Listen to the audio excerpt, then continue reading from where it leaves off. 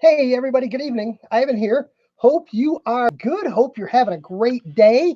We went live last week, Monday evening, and we had really good traffic. We had great head count. We had a lot of people here, which leads me to believe that perhaps Monday evening is a pretty good time to go live. So, you know what I said?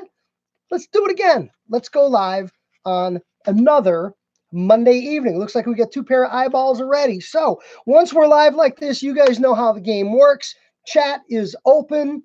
Turn on your notifications, like, share, comment, all the good stuff that goes on out there. And we're going to get into our weekly topic. What I do want to explain for folks, because I've started to be a little more consistent with these postings of these live conversations, if you will. And I truly like them to be conversations. I want to hear from you. You're hearing from me. It should be a little more two-way if we can do that. But what's going on is I have a weekly topic every week now in which I talk about a subject of the week. I talk about it in a text post. It's not really talking.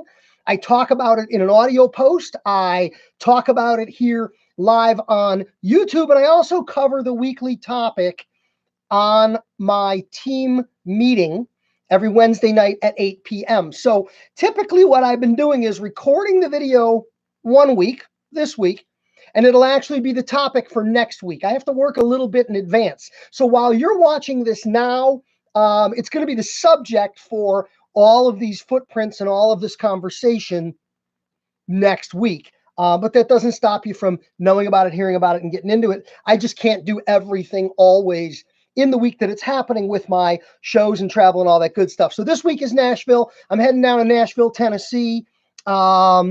Argentina. Is that Andrelo? Nice to have you here. That's awesome. I hope to get to Argentina one day.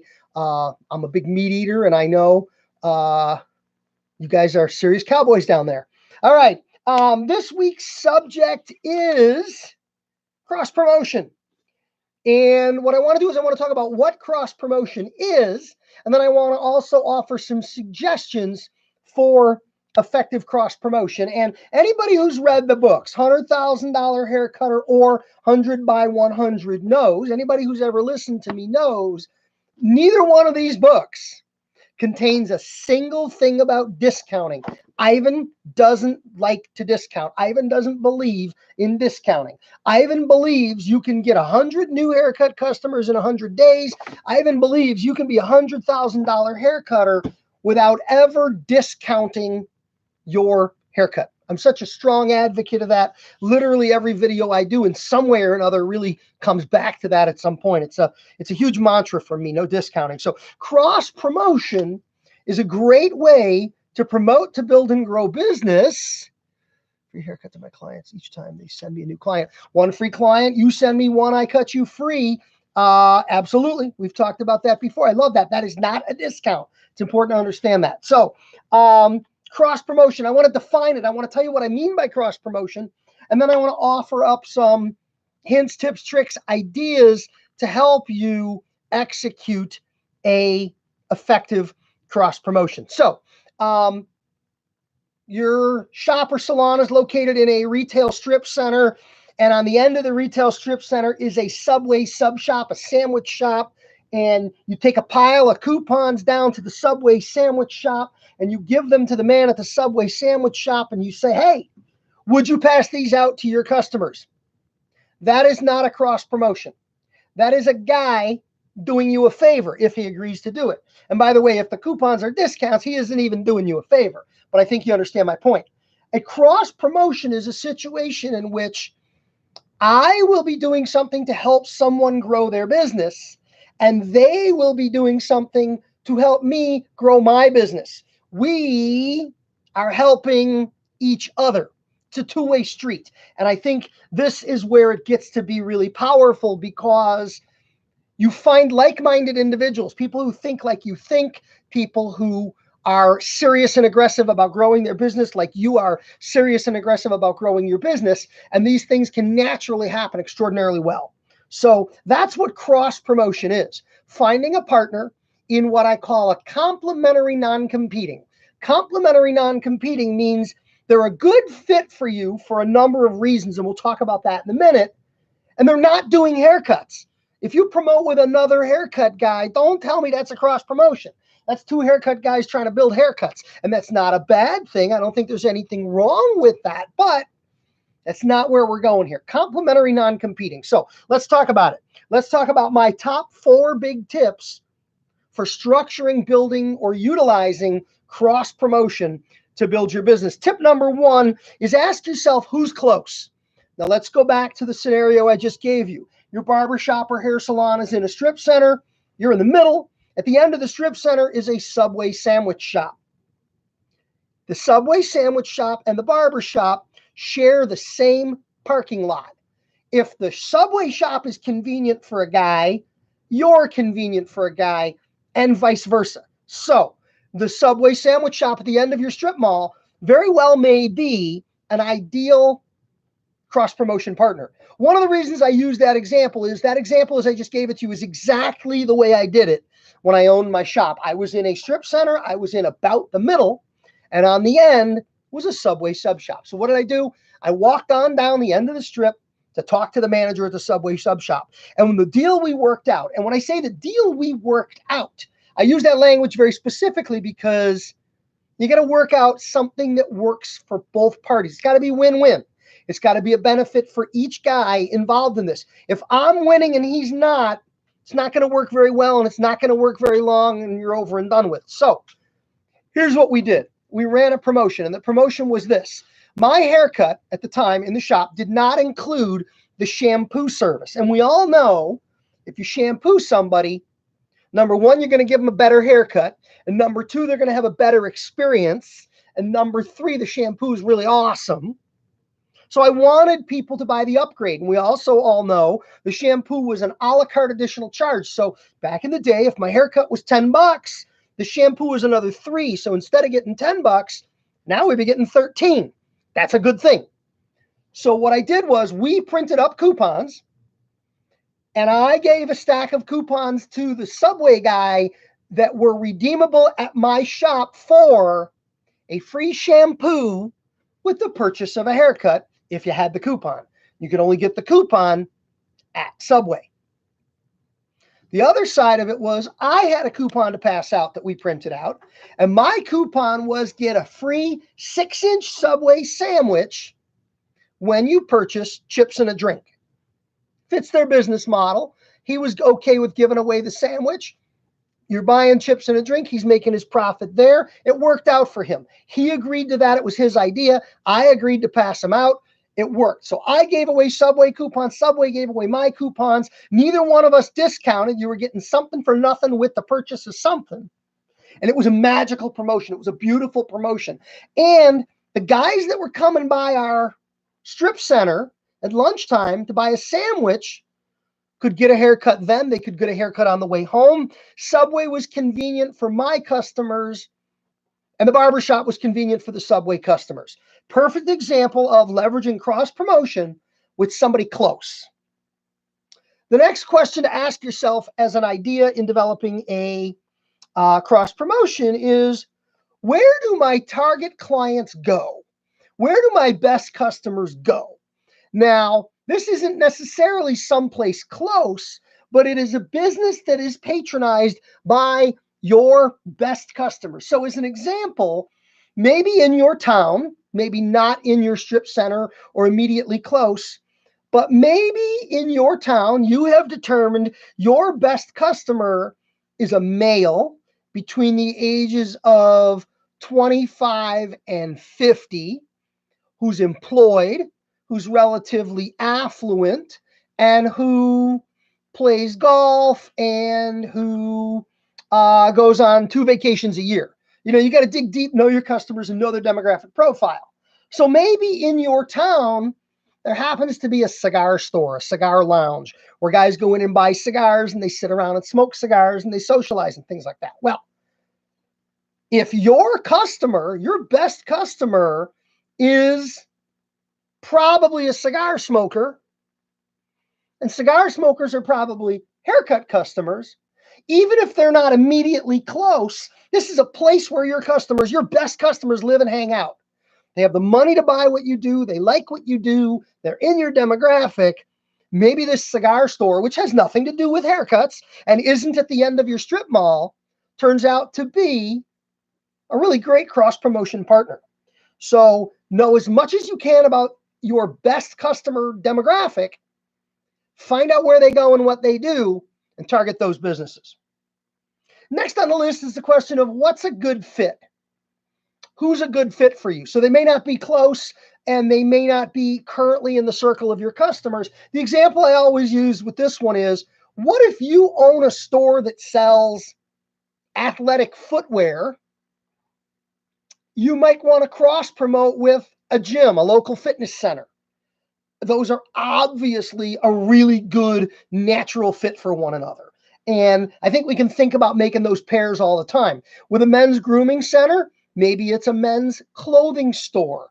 With a more ladies-oriented salon, a clothing boutique. Again, a clothing boutique that sells clothing that meets your target demographic. If you're a hair salon and you're really hitting it off, you're really jamming with young girls, high school, that age, the clothing is very different than if you're a upscale salon that has a tendency to serve, for instance, working business women, women that work in finance, accounting, banking, advertising.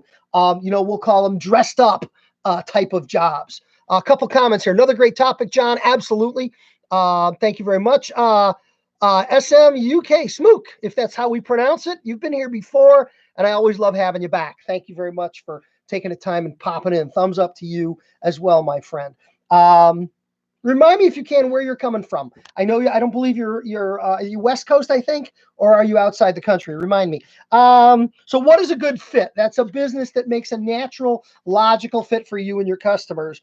And lastly, what is an odd fit? And this is the one for somebody who's maybe thinking a little different, who's maybe stretching the envelope a little bit. And the example I use here is, let's say you are a haircutting establishment that is more of a men's grooming center, and you're looking for that not immediately aha connection, something a little more offbeat or a little more obscure. And the example I came up with this was men's grooming center, dog groomer.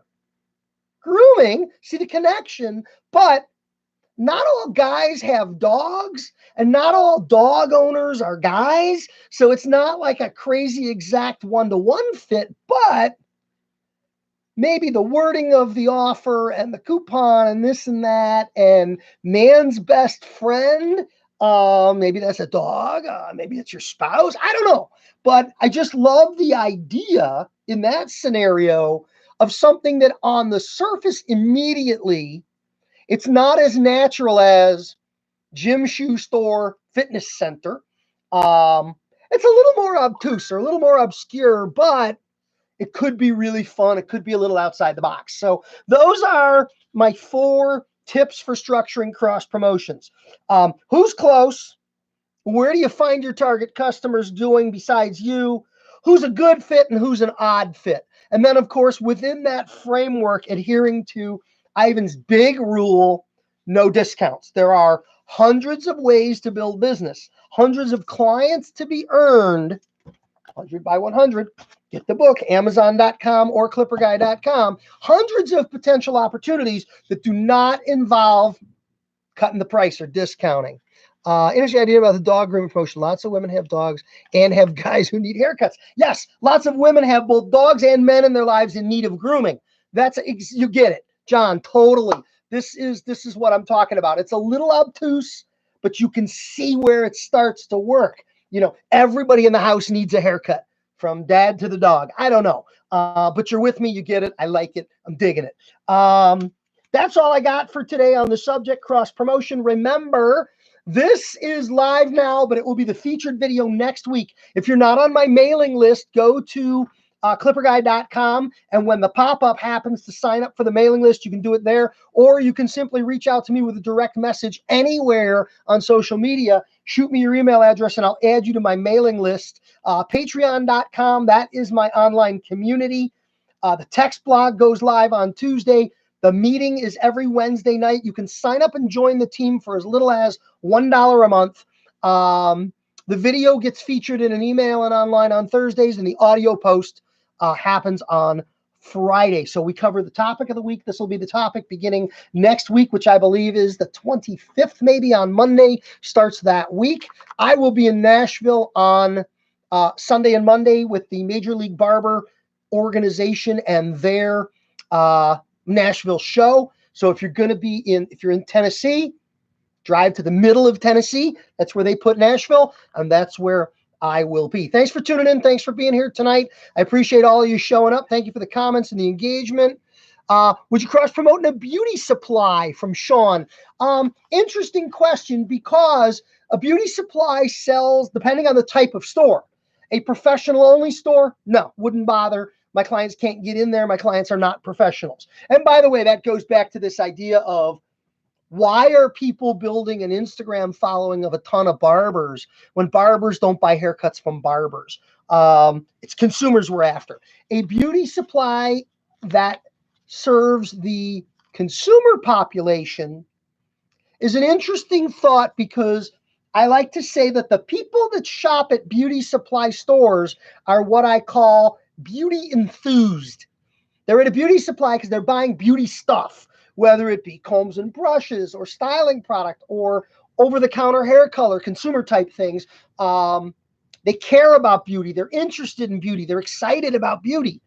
That sounds like a really good haircut customer to me.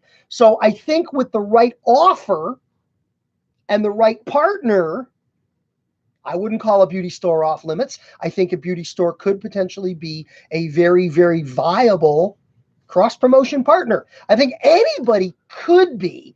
There's a few things I might cross off the list. As long as somebody is willing to work with you to structure a win-win deal, and as long as that person or that business is as enthusiastic as you are about making the whole thing work, yeah, I like it. I'm with it. I'm interested. I'm all over it. All right, anybody got anything else? Otherwise, we're going to cut the cord on this one, and look forward to seeing you here again. Thanks for jumping in. Again, good traffic, good comments, good participation.